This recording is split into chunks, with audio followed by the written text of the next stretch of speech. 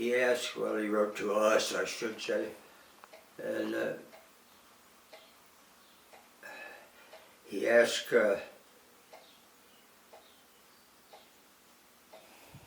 what did it feel like the first time I killed a person? How did it make you feel when you kill a person? Well, of course, they opened fire on him, so they had no choice except to return the fire. And I intended to keep that letter, and I cannot find it anywhere, so it must be gone. But I just said it's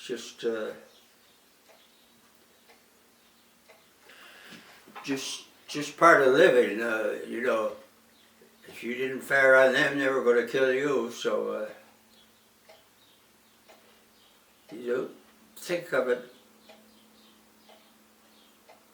as a person. You think of it as an operation. You can learn it pretty fast when they're shooting at you.